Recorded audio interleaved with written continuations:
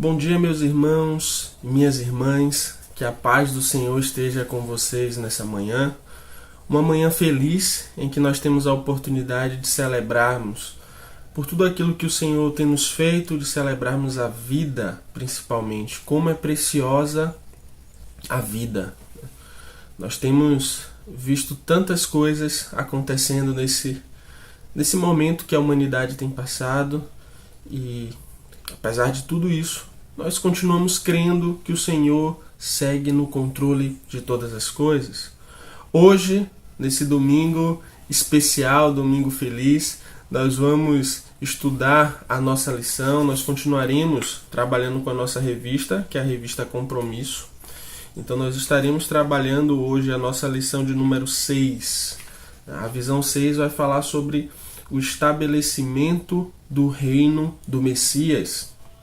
O que é que esse profeta Isaías, né, que é o profeta que nós temos trabalhado, o que é que Isaías ele vai anunciar a partir dessa realidade de um reino messiânico, de um reino salvífico, de um reino que vai promover para aquelas pessoas uma realidade de vida diferente, uma transformação dos ideais que eles carregavam.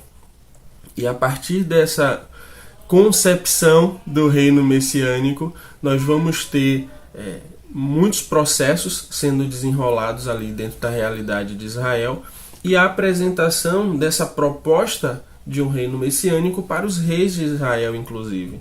Porque muitos desses reis, eles acabavam distantes dessa proposta, distantes dessa realidade em que o povo iria ser governado com justiça, o povo seria governado com equidade, o povo seria governado de uma forma em que Deus ele estivesse centralizado dentro dessa realidade. Então nós vamos hoje conversar um pouco sobre isso. A nossa aula será sobre esse estabelecimento do reino do Messias, a visão que se tinha desse reino. E para iniciarmos a nossa escola bíblica dominical, nós teremos hoje como convidado nosso querido pastor Pedro Epifânio, que vai estar falando um pouco sobre essa realidade para os irmãos e irmãs. Prestem atenção, façam anotações, peguem a sua Bíblia, peguem um caderninho e vamos estudar, vamos começar a nossa escola bíblica dominical. Nesse momento eu vou estar orando, pedindo a Deus para que o Espírito Santo esteja falando aos nossos corações, esteja nos direcionando, porque apesar do conhecimento, apesar do estudo, apesar de tantos outros fatores, nós cremos que de fato para que a palavra possa enraizar em nossos corações, é necessário totalmente a participação do Espírito Santo de Deus. Então oremos. Pai, obrigado. Obrigado, Deus, por mais um dia de vida. Obrigado, Senhor, porque nós entendemos que tudo está sob o seu controle. Te agradeço, Deus, por nós termos a oportunidade de participarmos dessa escola bíblica dominical. Te agradeço por cada pessoa que está participando em suas casas, Deus. Te agradeço também pela vida do pastor Pedro, que estará sendo nosso professor nessa manhã. Que o Senhor continue abençoando a vida dele, a vida da sua família, dando sabedoria a ele através do Espírito Santo para que ele continue falando sobre todas as coisas que ele enxerga, que ele estuda e que o Senhor apresenta a ele na tua palavra, meu Pai. Deus, te apresento cada lar representado, visita, vai dando cura, vai dando fortalecimento, vai dando a provisão, meu Pai, para que juntos possamos crescer, fazendo a tua obra e anunciando a tua palavra. Em nome de Jesus. Amém. Pastor Pedro está com a oportunidade agora para nos falar um pouco sobre essa visão do estabelecimento do reino do Messias. Deus abençoe. Eu agradeço pela oportunidade. Estamos, com a lição de número 6 da EBD. O título da lição é a visão do estabelecimento do reino do Messias. Ele está baseado nos capítulos 5, 8, 31, 33 e 35 do livro de Isaías. Na introdução da lição, o autor diz: uma vida que tem a expectativa da realidade do reino de Deus é marcado pela total dependência do Senhor.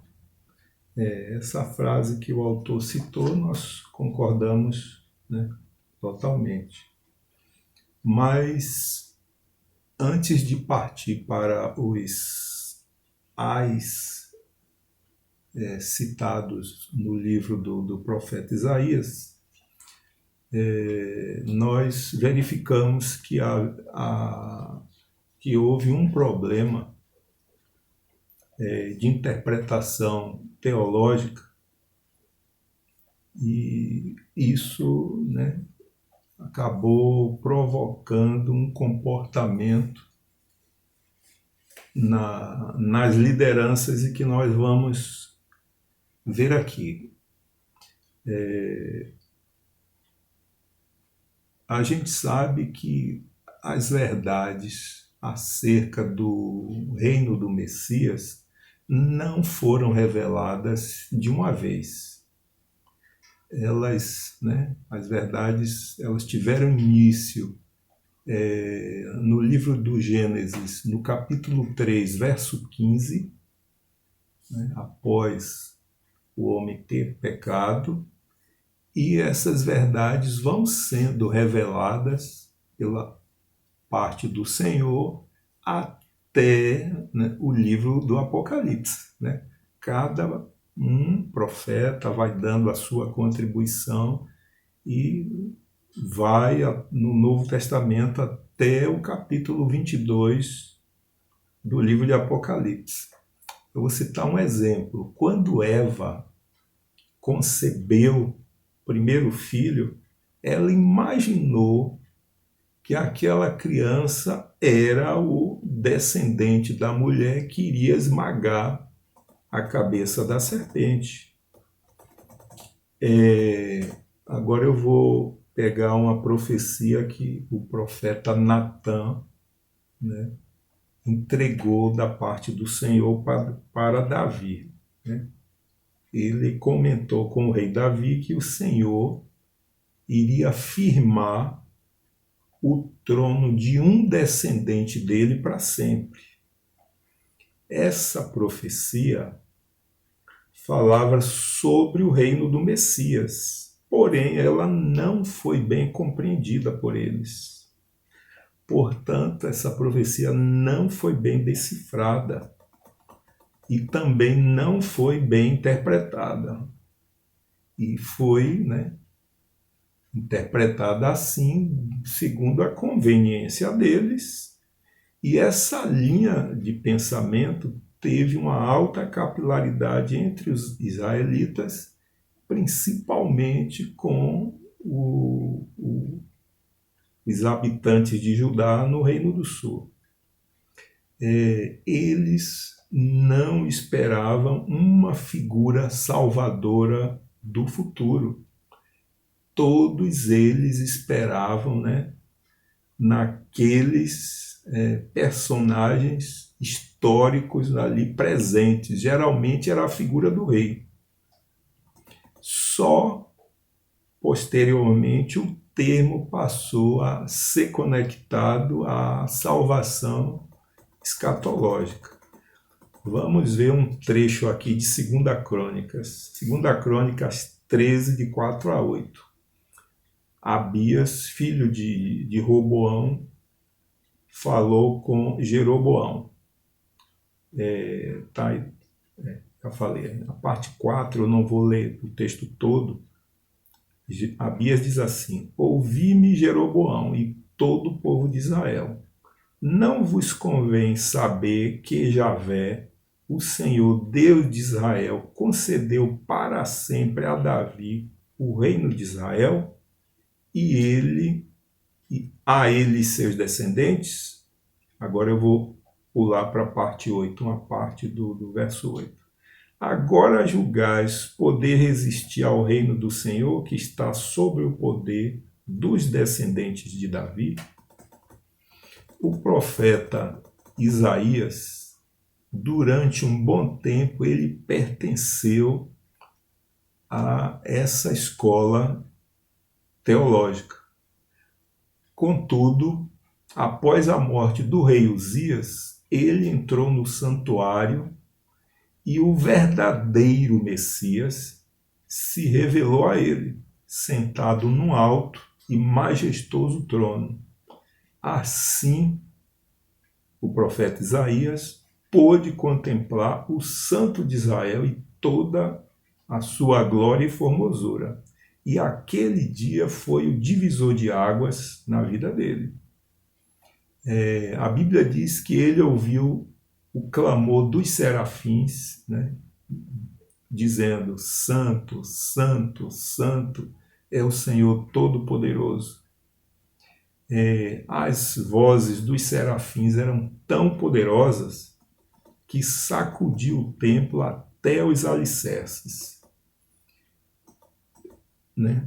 Isaías, naquela situação, ele percebeu o quão miserável ele era diante de Deus, e aí a gente vai ter o primeiro ai do profeta, não condenando, né? Não julgando os outros, mas dizendo: ai de mim, eu vou morrer.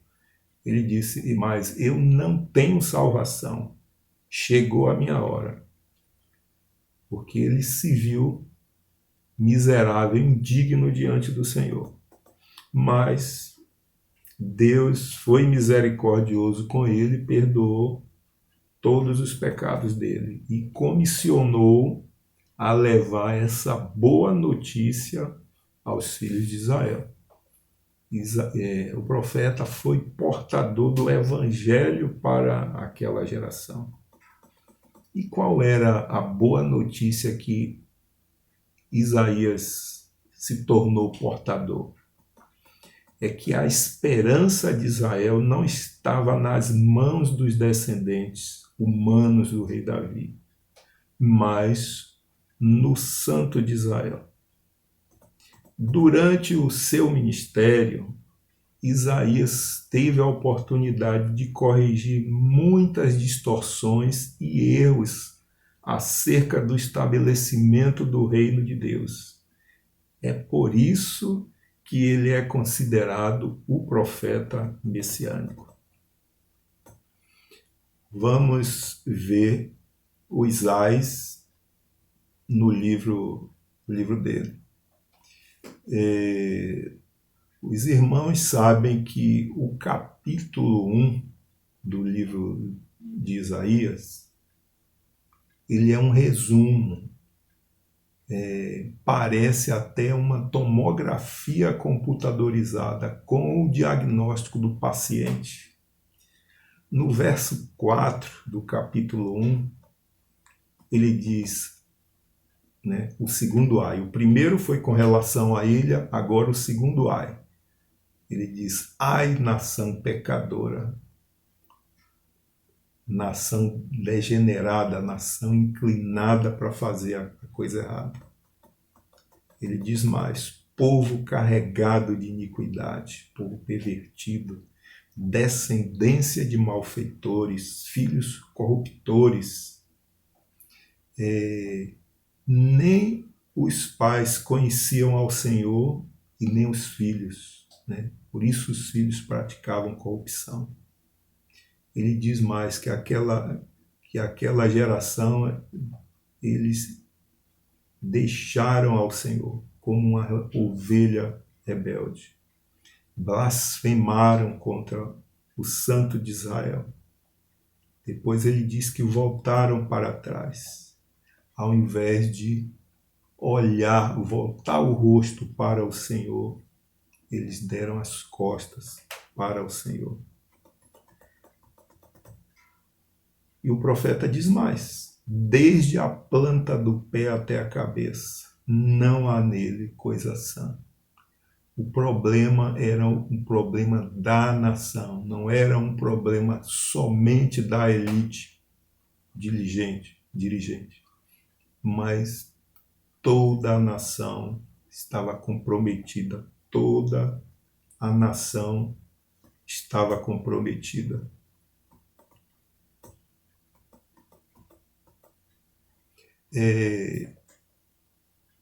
No capítulo 5, onde estão concentrados os 6 ais da lição, antes de citar os ais, o profeta fala para a nação que o Senhor, né, plantou uma vinha, fez tudo possível para torná-la saudável, bonita, frutífera e esperava a colheita. Mas o povo não trouxe os frutos que o Senhor esperava. E aí ele diz, né, lá nessa parábola aí da vinha, que o Senhor iria deixar de cuidar da vinha e que essa vinha seria pisada e que Deus ia trazer o castigo merecido para o povo pela desobediência. O autor da lição listou 6 ais. O primeiro ai é: ai dos que ajuntam casa a casa, dos que acrescentam campo a campo, até que não haja mais lugar, de modo que habitem sós no meio da terra. Nesse ai aí, o profeta condena, né, a ganância dos que usurpam casas e campos dos necessitados. A ganância é uma ambição excessiva exaltada por dinheiro, bens ou quaisquer outras riquezas. Os irmãos sabem que Deus providenciou, quando Josué introduziu o povo na terra, cada família teve sua parte da terra de Canaã. E o Senhor tinha deixado provisão de que as pessoas não poderiam perder as propriedades de suas terras para sempre. Tinha o ano do jubileu, mas isso não estava sendo respeitado. O segundo ai: ai dos que se levantam cedo para correrem atrás de bebida forte e continuam até a noite, até que o vinho os esquente. Tem harpa e alaúdes, tamboris, pífaros e vinho nos seus banquetes, porém não olha para a obra do Senhor, nem consideram as obras das mãos dele. Esse segundo ai aí, esse lamento, condena a corrupção social. O profeta Oséias, no capítulo 4, verso 11, diz que a incontinência, a falta de moderação, o vinho e o mosto, que era o suco em fermentação, tiram o entendimento. Por quê? Porque dependendo da dose, o vinho pode estimular ou diminuir a atividade do sistema nervoso central. Pela descrição do verso 11, não era qualquer, né, morador do Reino do Sul, do Reino de Judá, que tinha condições de custear algo assim. Essa pessoa tinha que ter um bom poder financeiro. E vocês sabem que nesse período que o profeta foi comissionado, né, o período da transição de Uzias para Jotão, Judá viveu muita prosperidade material. Prosperidade espiritual não estava legal, mas prosperidade material estava muito bem. Uzias tinha dominado todas as rotas de comércio que Davi tinha agido da mesma forma, né? Salomão não conseguiu manter, mas Uzias conseguiu, e Judá viveu um período bem promissor.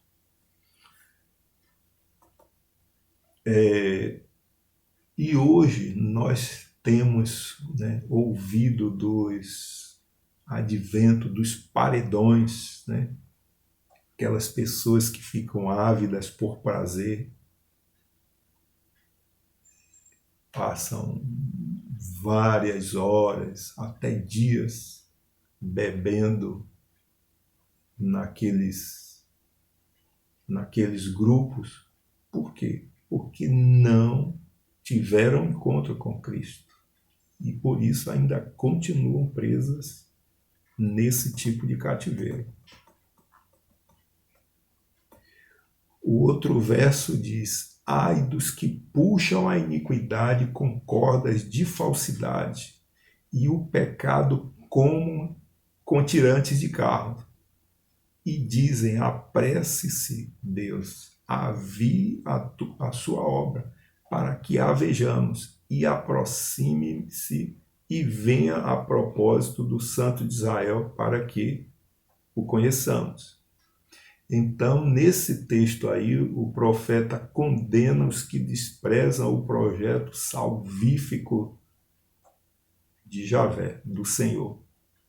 Então, ele descreve o povo de Jerusalém como tendo tanto, né, pecados, né, tantos pecados que puxam, vamos dizer assim, num carro de boi.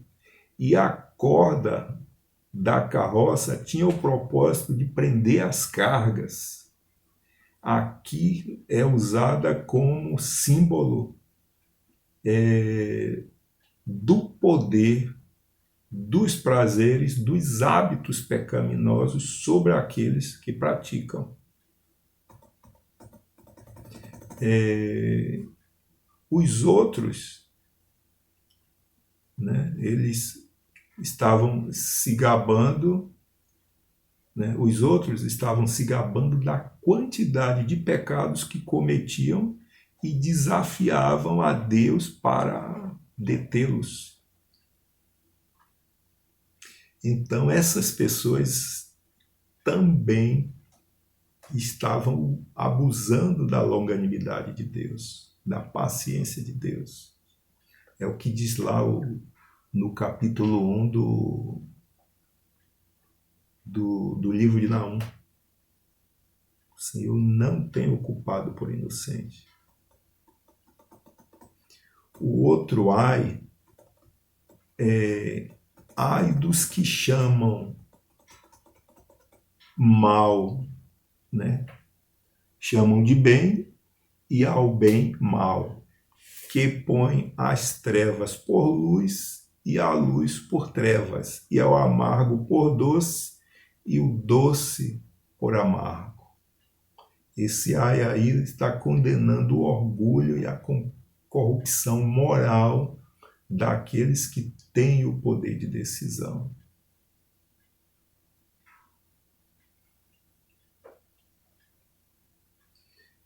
Em conformidade com o texto de Mateus 5, o 48 diz: sede vós, pois, perfeitos, como é perfeito vosso Pai que está nos céus.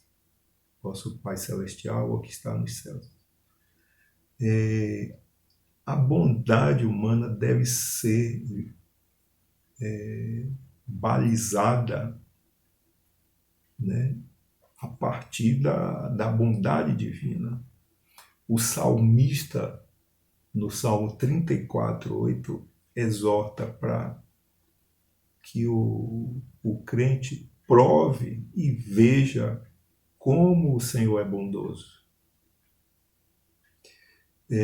Para os seres humanos, a bondade envolve um comportamento correto. E essa bondade inclui evitar o mal,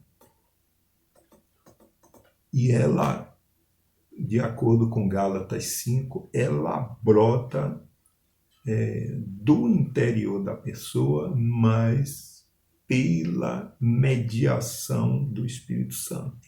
A bondade é fruto do Espírito Santo.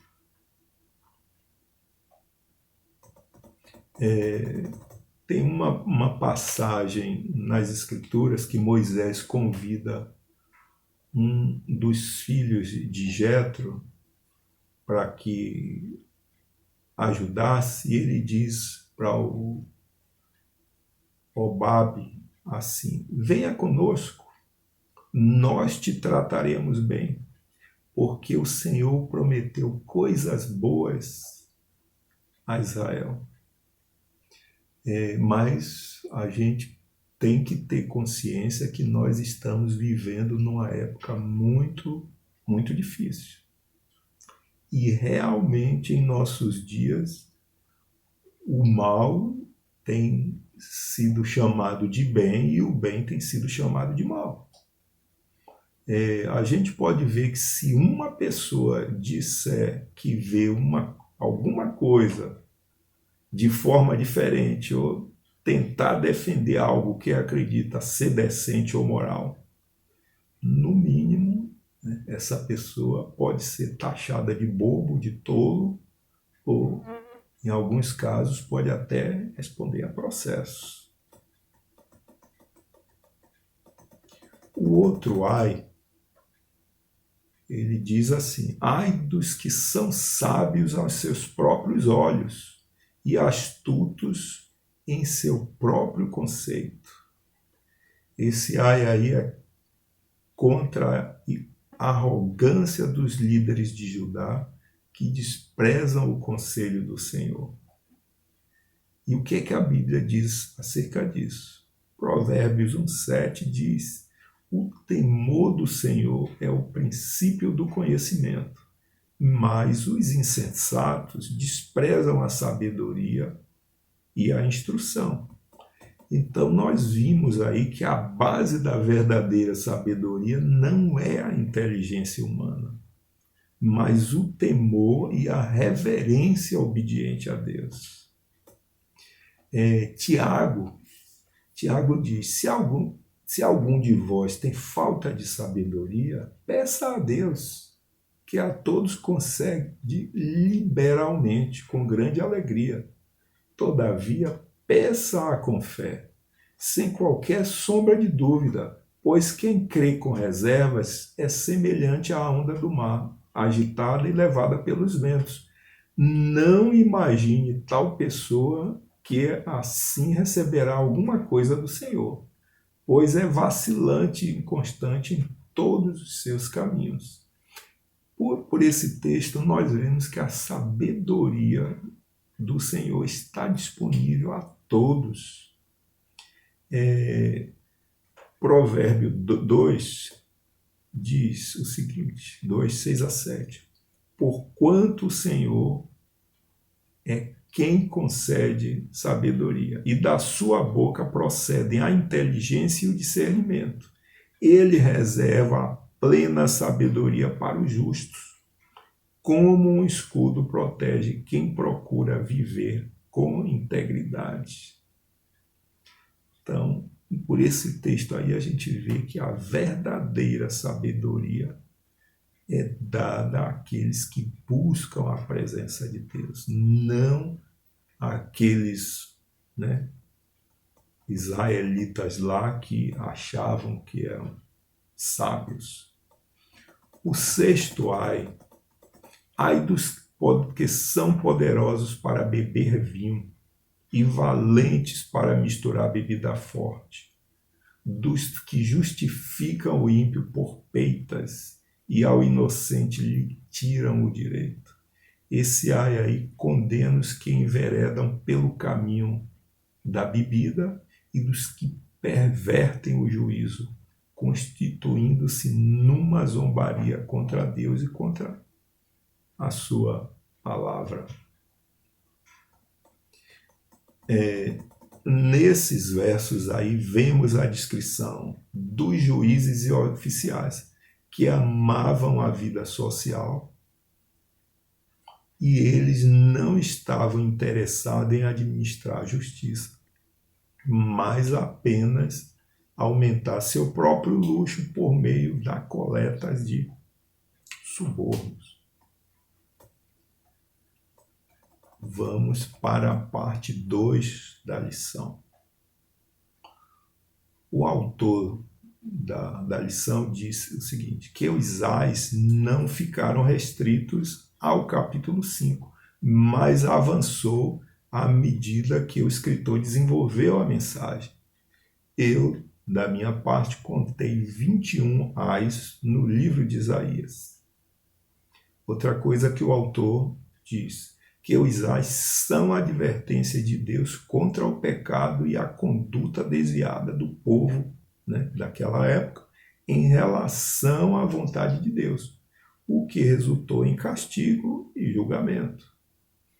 Outra coisa que ele diz, que esses mesmos ais atravessaram os tempos e chegaram até nós como horizontes, né, horizonte de comportamento, tendo a palavra de Deus como referência moral e ética para todas as questões do cotidiano. Agora vamos para o capítulo 31. O tema, né, dessa parte é vivendo na total dependência do Senhor. O capítulo base aí dessa outro tópico é o capítulo 31, verso 1. Ai dos que descem ao Egito a buscar socorro e se estribam em cavalos e têm confiança em carro, por serem muitos, e nos cavaleiros, por serem muito fortes, e não atentam para o Santo de Israel, e não buscam ao Senhor. Então, como eu já falei, o tópico é vivendo na total dependência do Senhor, mas eu gostaria de ler o capítulo 30, dos versos 1 a 3. Ai dos filhos rebeldes, diz o Senhor, que tomam conselho, mas não em mim, e que fazem aliança, mas não pelo meu espírito, para acrescentarem pecado a pecado, e que se põem a caminho para descer ao Egito, sem pedirem o meu conselho, para se fortificarem na força do faraó e para confiarem na sombra do Egito.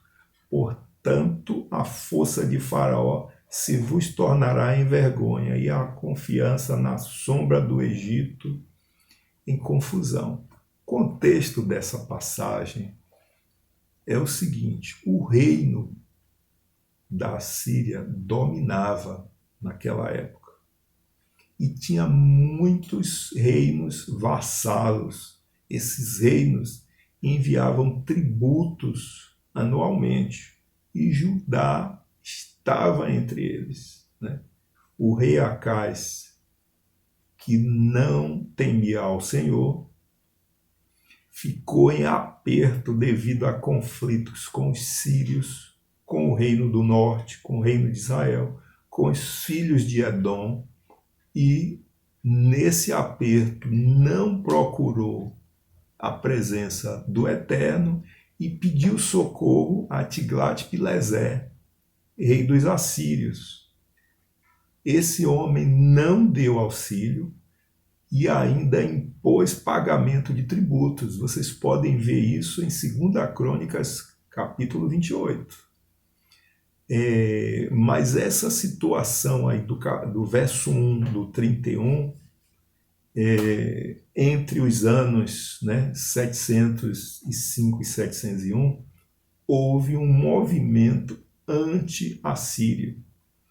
Esse movimento foi liderado pelos babilônios, através de Nabopolassar, pai de Nabucodonosor, pelos sírios, pelos egípcios, pelos filisteus, mas principalmente pelos habitantes de Ascalon e Ecrom. E o rei Ezequias também embarcou, aproveitou essa oportunidade de se libertar do jugo assírio. Vocês podem ver isso aí em 2 Reis 18, verso 7. No começo, foi tudo mil maravilhas para Ezequias. Ele se rebelou, mas os assírios estavam com pelejas internas, brigas internas pelo reino e brigas, pelejas externas, contra vários estados vassalos. Nesse período, Ezequias conseguiu fazer muitas reformas em Judá. Mas aconteceu que Senaqueribe conseguiu resolver todos aqueles conflitos. E os exércitos de Senaqueribe avançaram com relação a Judá. E aí, nessa situação difícil, eles mandam emissário para buscar ajuda no Egito. Mas a ajuda não veio. Eles não conseguiram ajuda. Porém, o final dessa história foi bom para Judá, foi bom para Jerusalém. Mas por que foi bom para Judá e para os habitantes de Jerusalém? Porque o rei Ezequias se humilhou. Ele buscou a ajuda do homem de Deus, do profeta Isaías. Ele buscou a presença do Senhor, ele convocou jejum em todo Judá e ficou aguardando o agir do Senhor. E Deus, em sua maravilhosa graça, concedeu um grande livramento ao rei Ezequias e ao reino do sul, que é o reino de Judá. Vocês podem ler a gente já leu o capítulo 31, comentando aqui rapidamente. Vocês podem ler o livro de Isaías até o capítulo 38.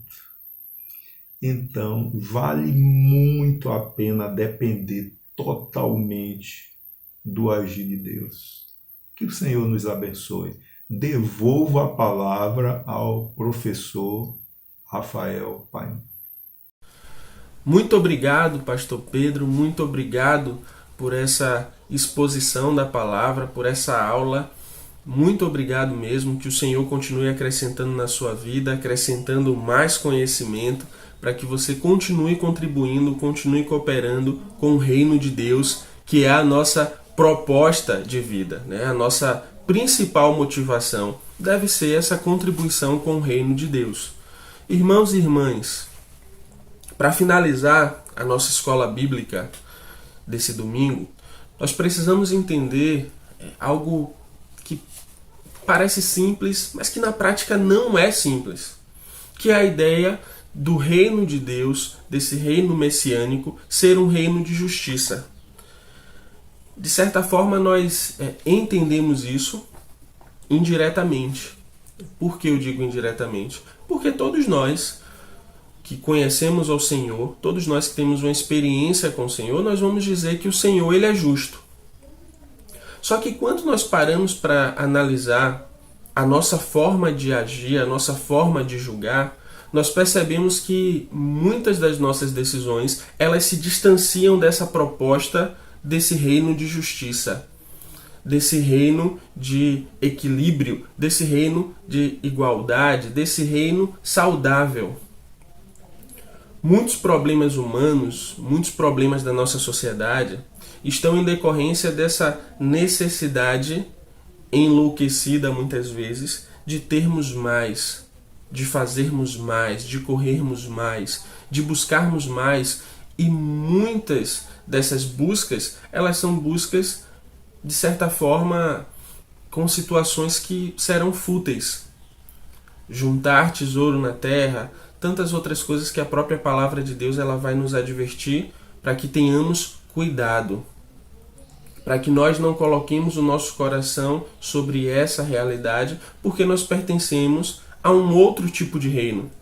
Jesus, enquanto ele era questionado, ele vai dizer de várias formas para aquelas pessoas entenderem que o reino que ele estava anunciando não era um reino com aquela mesma dinâmica do Império Romano, por exemplo. Que o reino que ele estava anunciando não era um reino com a mesma proposta dos outros reinos. Que o reino que ele estava anunciando e que ele estava iniciando ali a divulgação, de certa forma, o estabelecimento, era um reino totalmente diferente das sociedades e culturas que cercavam Israel. Nós vamos lembrar um fator muito interessante que está no Antigo Testamento, quando as pessoas elas vão questionar Samuel pedindo um rei. E os argumentos utilizados são argumentos que vão mostrar que os olhos dessas pessoas estavam para os reinos próximos, estavam para a estrutura social, as estruturas sociais próximas. Eram argumentos que estavam colocando a confiança e a esperança dessas pessoas naquilo que elas viam, naquilo que era transitório, naquilo que era momentâneo. Tanto que elas vão dizer, olha, as nações próximas, os reinos próximos, eles têm um rei, nós queremos ter um rei. E quando nós paramos para pensar sobre esse reino de justiça, esse reino messiânico, que é um reino em que o Senhor, ele de fato é o rei, ele é aquele que tem a condução dos projetos, ele é quem decide o que é importante e o que é secundário, nós temos um texto em Isaías, no capítulo 33, verso 22, que vai dizer assim: porque o Senhor é o nosso juiz, o Senhor é nosso legislador, o Senhor é nosso rei, ele nos salvará. Porque o Senhor é nosso juiz, o Senhor é nosso legislador, o Senhor é nosso rei, ele nos salvará. O reinado messiânico, acima de todas as características que a gente consegue identificar nesse reino, é um reino de salvação, é um reino salvífico, é um reino em que ninguém será lançado fora desde que creia no nome de Jesus.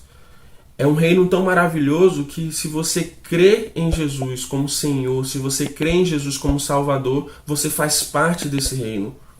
Você é bem-vindo nesse reino. E a partir disso você vai tendo uma caminhada de transformação, uma caminhada com mudanças, uma caminhada com a percepção de que Deus está no controle da sua vida e da sua história.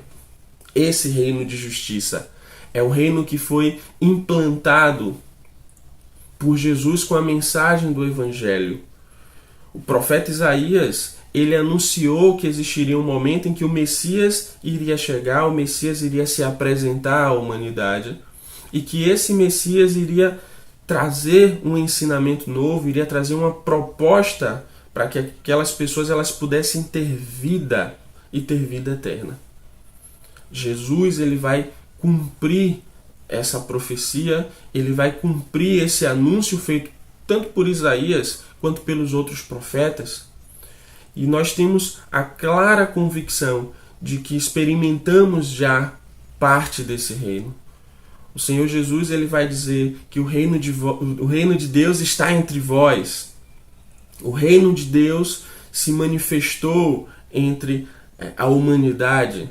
Claro que nós entendemos e precisamos ter esse cuidado para percebermos que estamos entre aquela expectativa e a realidade. Nós temos fragmentos desse reino, nós temos demonstrações desse reino, nós temos características visíveis desse reino, mas ainda não estamos experimentando esse reino na sua totalidade.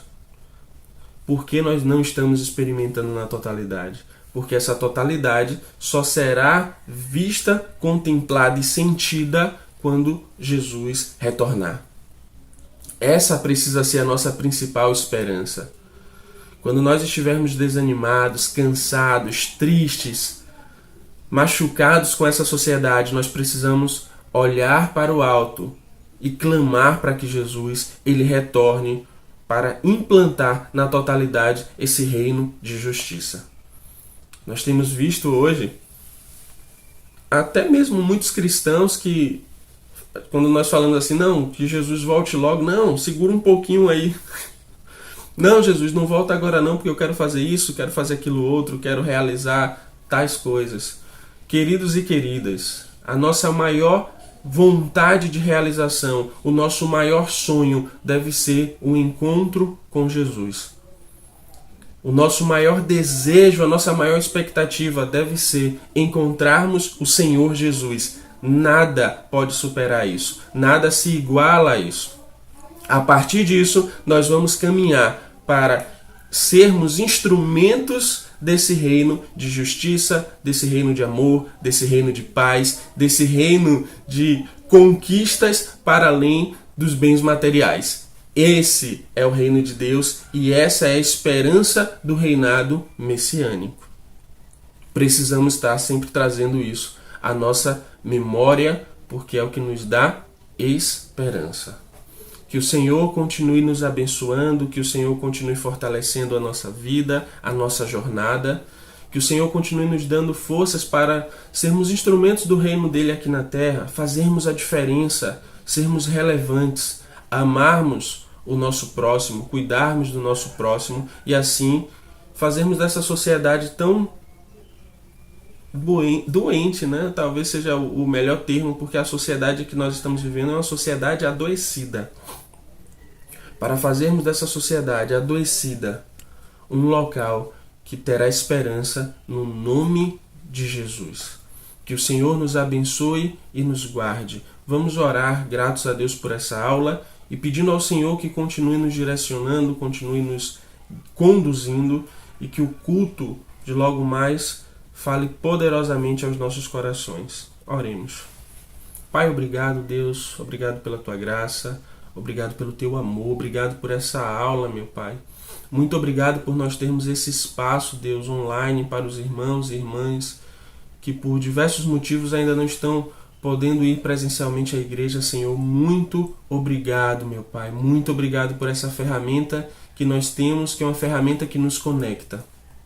Senhor, enche o nosso coração com o desejo de vivenciarmos o teu reino, Deus, de vivenciarmos o reinado messiânico, o reinado do Messias, que há tanto tempo foi prometido e que nós cremos com toda a convicção que esse Messias veio ao mundo e esse Messias é Jesus, o Cristo. Coloca no nosso coração, Deus, o desejo de ajudarmos pessoas, de modificarmos realidades, de fazermos a diferença, Senhor. Nos enche com essa vontade para que possamos, de fato, caminhar dia a dia, promovendo, anunciando e felizes, porque o reino do Senhor é um reino de transformação, de paz, de justiça, e é um reino que não lança aqueles que creem fora. Muito obrigado por isso, Senhor. Continua nos abençoando, falando aos nossos corações, nos dá um culto na tua presença. Abençoa a vida do nosso pastor Walter.